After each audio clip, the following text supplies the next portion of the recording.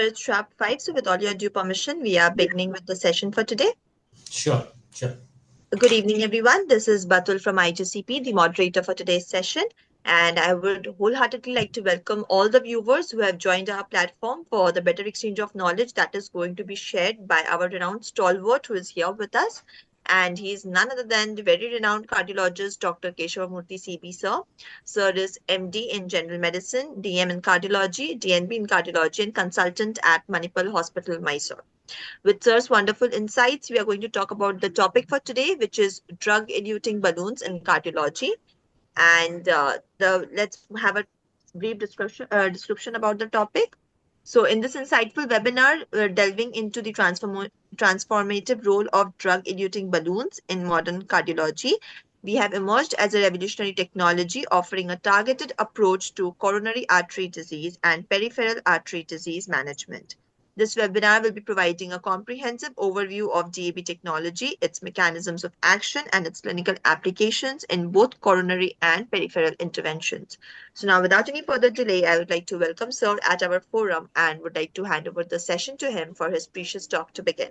So over to you. Thank you very much. Thank you for the opportunity. I'm very grateful for this opportunity to speak on drug-eluting balloons in cardiology. And thanks to all the participants for their time. And I hope it will be a useful session. And at the end, you will have some take home some points and apply it in your day-to-day practice. It's a current and a very hot topic, I would say, in cardiology. The evolution of drug-eluting balloon technology has been tremendous over the past 10 years. Initially, there was a lull. They were introduced more than 10 years ago into cardiology and into treatment of peripheral vascular disease. But it had not really taken off for various reasons. Probably the technology was not mature enough.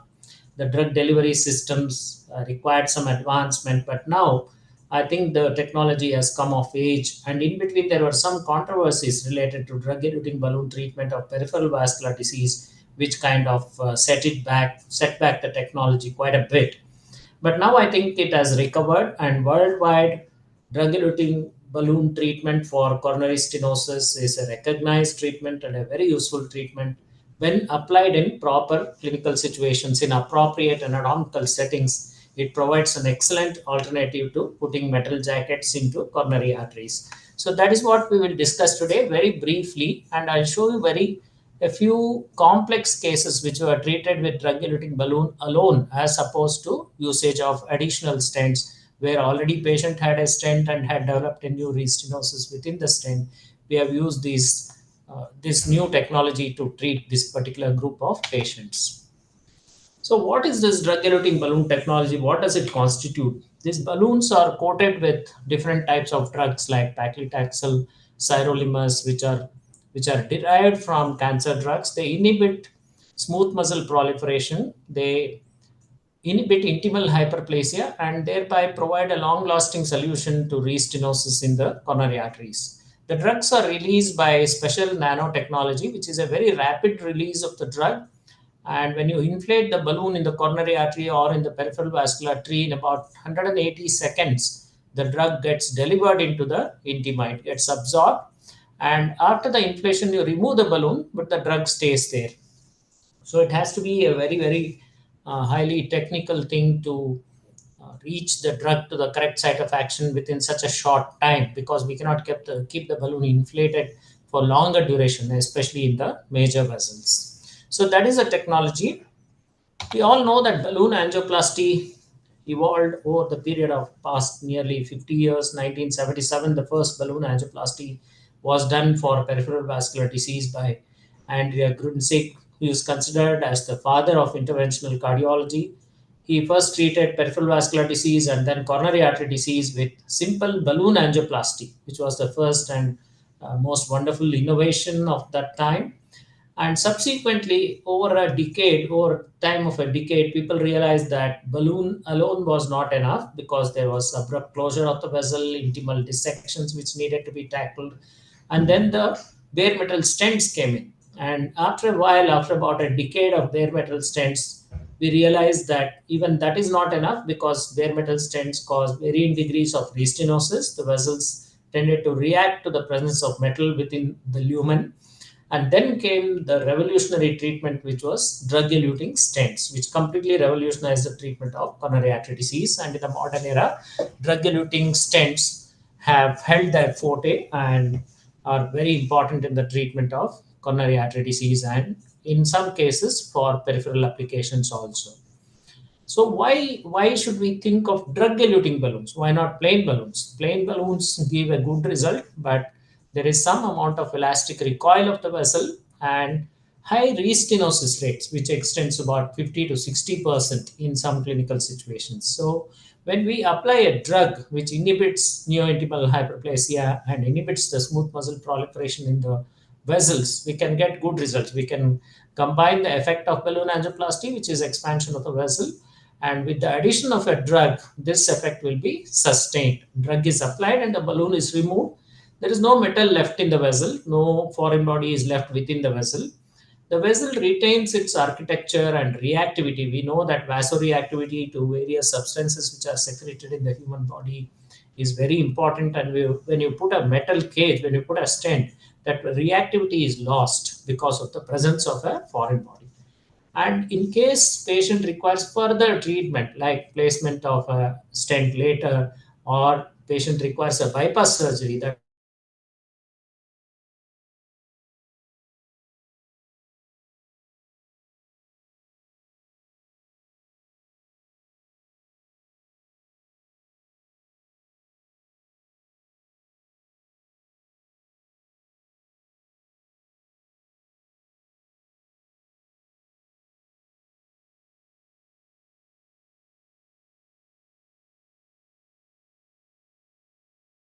eluting balloon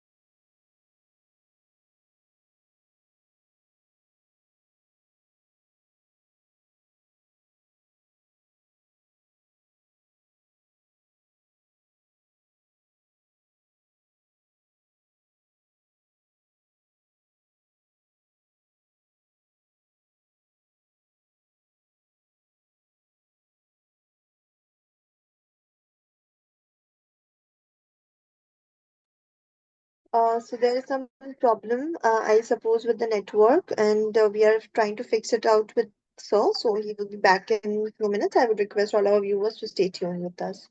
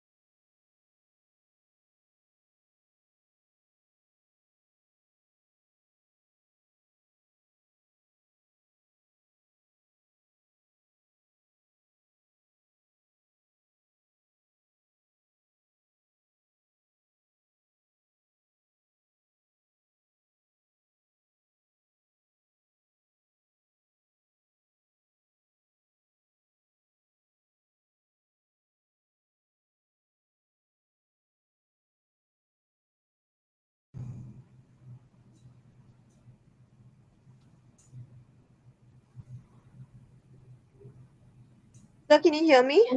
Yeah, yeah, I can hear you. Sir, the whole presentation while you were not here, your video and audio got disconnected. Oh, is that? We were trying to continuously call you over call and let you know, but I suppose you were not receiving the call. Oh, it was ringing. I was in the talk, so I thought it is disturbing the talk, and I silent. No, no, actually, we were trying to make you understand that only that we cannot hear you. Oh, right, right. Okay. Initially, audio was fine, no? Yeah, yeah, initially it was, but then after that, completely it got disrupted, and you were here, but your video and your audio could not be seen or heard to anyone. So I was trying to continuously message you and let you know in the Zoom video as well. So, what shall we do? We'll have another meeting sometime later. Sir, is it possible for you to give a synopsis of it right now? Will that be okay? Yeah, yeah. That's okay. I can talk about that. Okay, okay. So if you can just share your presentation and you can talk about it, then we can take up question answers and we would be concluding it. Audience are there or they? Yes, yes, they are there. They are waiting, sir.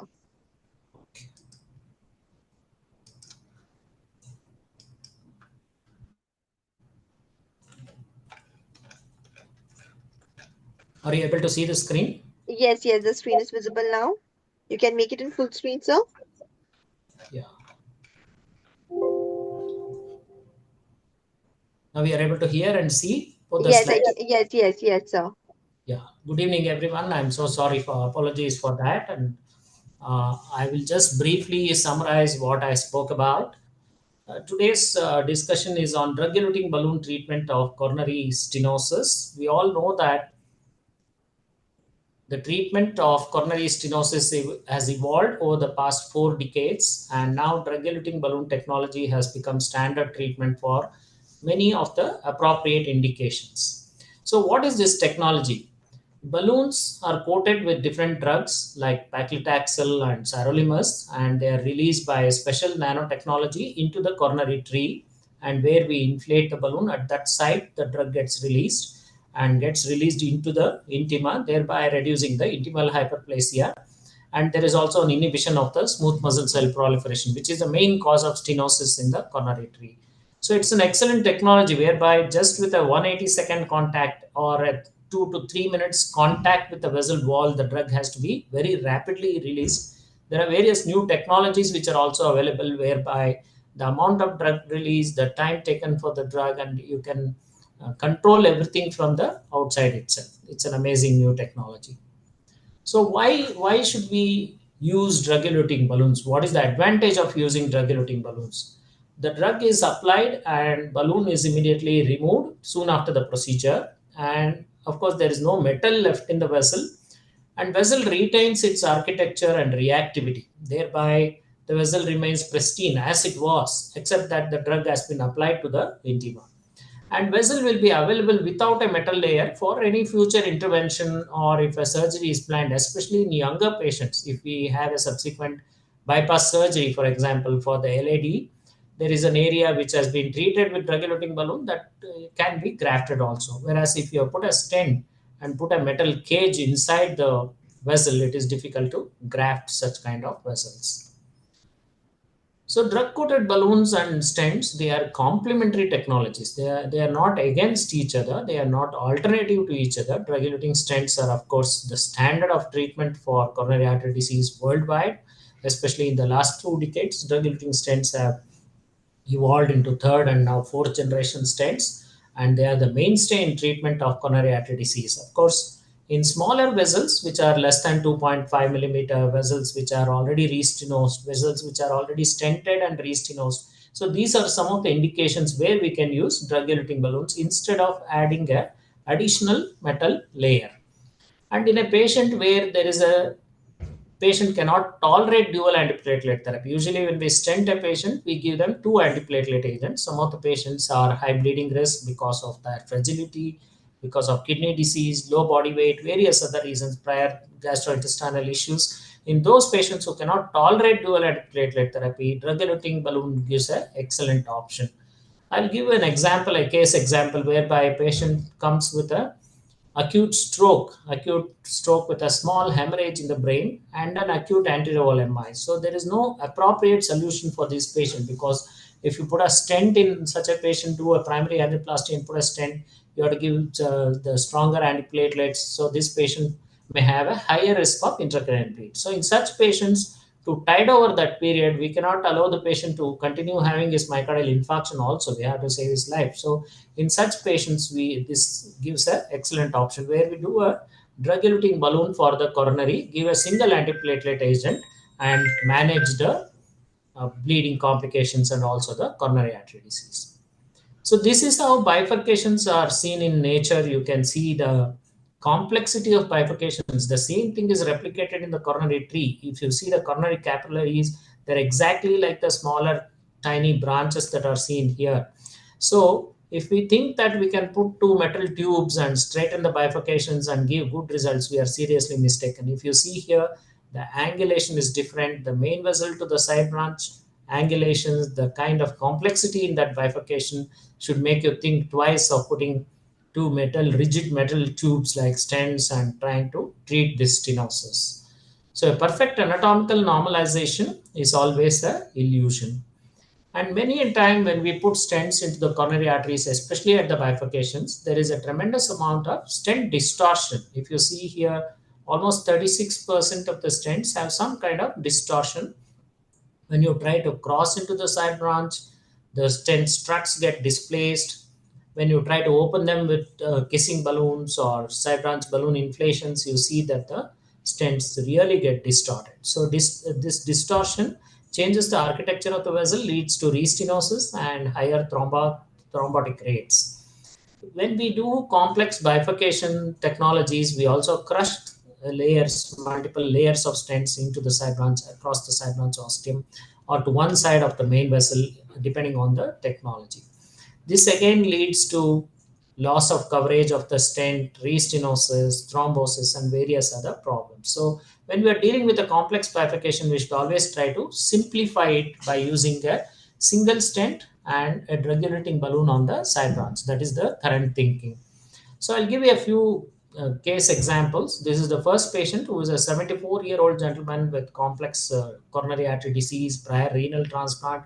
He is a typical vasculopath with multiple lesions. So what we did in this patient, this was his initial angiogram, which was showing a very severe restenosis in the circumflex ostium. There is some restenosis in the LAD and restenosis in the mid LAD. So we treated this gentleman with a drug-eluting balloon with a very good result. So here you can see that we have just opened the same stent struts which were there with drug-eluting balloons in both the vessels. So we have not put additional stent layers into this patient who already is a vasculopath with a high risk of restenosis. That's how this patient got a good result with drug-eluting balloons. Again, a 74-year-old patient, diabetic. He already had an angioplasty in 2012, and after 9 years, he had presented with an ACS and tropa elevation. And I'll show you the angiography picture. So this is how it was. He had a very severe restenosis in the LAD stent and also a complete occlusion of the circumflex artery. So if you see, there is not much flow here, almost a subtotal occlusion of the circumflex branch. Here again, this would have entailed a very complex bifurcation technology if we had used two stents. So what we did was we have done a simple technology by using a drug-eluting balloon in both the vessels, dilated both the vessels and put drug-eluting balloons into both the vessels and got this excellent result. So this is how we can simplify complex bifurcation lesions with the use of drug-eluting balloon technology. So again, patient 3 is a diabetic, hypertensive with unstable angina, and angiogram had showed critical circumflex and RCA disease, and RCA had multiple aneurysmal segments. This is another place where there is a vessel size disparity. See, for example, is right coronary artery. It has got a narrowing here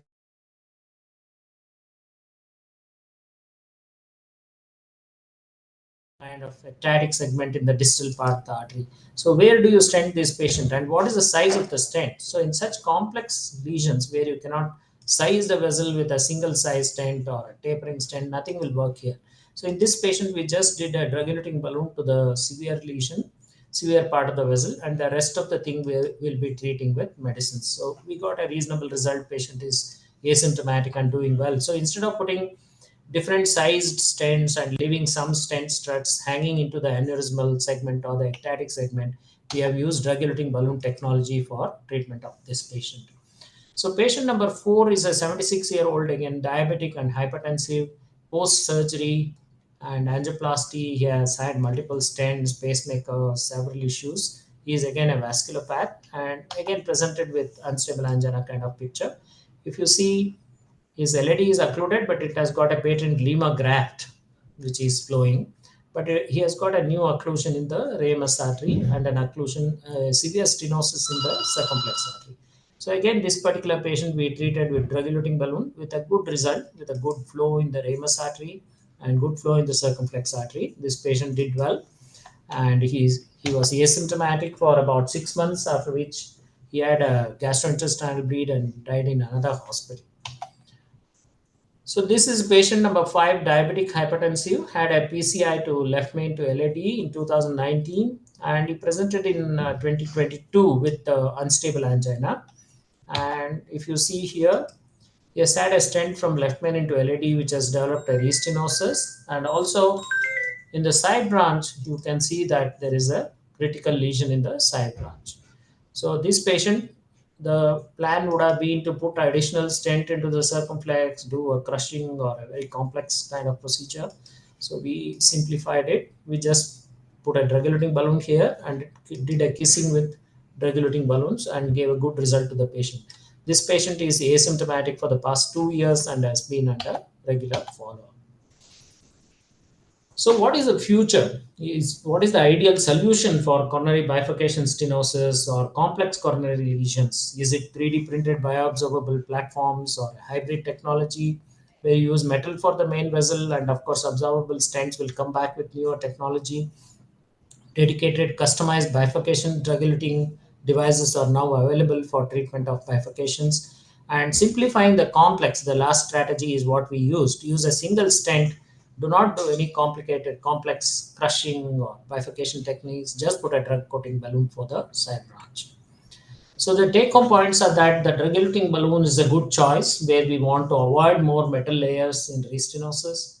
Osteal lesions during a crossover stenting for the side branch, we can use a drug-eluting balloon. It's a very reasonable option. It simplifies the procedure. Not only simplifies the procedure but gives sustainable results and good symptomatic relief for the patient. And whenever there is a significant size disparity in the vessel, where there is a critical narrowing, then there are ectatic segments before and after. So you don't know what size of the stent will match this particular vessel size. Drug-eluting balloon is a good option. And in future, if the drug-eluting balloon longevity can be comparable to DES, it will definitely revolutionize the treatment of coronary artery disease. So thank you all. And again, apologies for that technical glitch in the beginning of the talk. I'd be happy to answer any questions if you have. Yeah, thank you so much, sir. Thank you for making this possible in such a short while, putting up the synopsis for our viewers and making them understand about it. We have received few questions. So the first question is related to the key mechanisms of action. So what are the key mechanisms of action of drug-eluting balloons in coronary interventions? Yeah. When you apply balloon dilatation technology to the coronary arteries, the mechanism by which it acts is by expansion of the vessel. There are micro dissections which take place, which of course is the mechanism of how angioplasty works. It expands the vessel. Of course, there are downsides when you use plain balloons. There is elastic recoil of the vessel. Sometimes there is abrupt closure of the vessel and the higher risk of restenosis. So these are the downsides of plain balloon technology. So when we use a drug-eluting balloon, you have dilated the lesion and then applied a drug coating over that intimal layer. It reduces intimal proliferation, thereby the restenotic rates are much lesser as compared to the plain balloon technology. And by the drug being present in the intima, it decreases smooth muscle proliferation. The main two mechanisms whereby vessels restenose are tackled, and patients have good long-term patencies and symptomatic relief by the use of drug-eluting balloons. Thank you so much, sir. Thank you for answering that question. We will move to the next question, and the next question is related to the approach. So, sir, how does sorry, the it is about challenges and encountered. So, what kind of challenges can one encounter in the use of drug-eluting balloons, and how can one address them? Yeah, the technical challenges are not too many because if you are trained in angioplasty technology, we can easily use the drug-eluting balloon technology. Only thing, the drug-eluting balloons are a little bit bulky because of the polymer which carries the drug. So you have to do all your coronary dilatation procedure before putting the drug-eluting balloon. That is, use plain balloons, expand that. If you want to use a cutting balloon in the ostium, you do that. If you want to do a rotablation or any other procedure to get good vessel expansion, do that, and then you can take the drug-eluting balloon and apply it as the last step. So that will give you very optimized and good results with less recoil. Thank you so much, sir. Thank you for answering that question. We will move to the next question and the last question for today's session. So the question is related to economic considerations. Are there any economic consideration that can influence one's choice between drug-eluting balloons and other interventions? Excellent. Drug-eluting balloons, unfortunately, are now costlier than drug-eluting stents, whereas it should have been the other way around, but the industry is holding it like that. But currently, the drug-eluting balloons cost almost 1.5 times that of drug-eluting stents, which is an important limiting factor to their use. But with increased use in the future, they should almost come equivalent, or they should come, according to me, to a lower cost than the drug-eluting stents. So it is an economic challenge to use drug-eluting balloons alone. And but if you have the confidence that you are doing good for the patient by avoiding metal in a particular patient, like I said, if patient has high bleeding risk, patient cannot take dual antiplatelet agents, patient is due for some other surgery, non-cardiac surgery and you are doing an angioplasty and you are putting a stent, patient will have a higher risk of stent thrombosis if you stop the dual antiplatelet. So in such critical situations, economic considerations can be overridden and it will definitely benefit the patients. Thank you so much, sir. Thank you for answering that question. That was the last question for today's session. And at the outset, I would like to thank all our viewers for their ardent participation and for staying tuned in spite of the technical glitch that occurred from our end. So extremely sorry for that. And I would also like to thank you, sir, for taking out your valuable time and for keeping our request and giving a synopsis again, even after the technical glitch that occurred. So thank you so much for that, sir. Thank you. Thank you. So with this, we would like to conclude the session here, sir. Any last comment from your end? No, we can conclude. Yeah. Thank you Thank you all so for much, sir. being here. Thank you.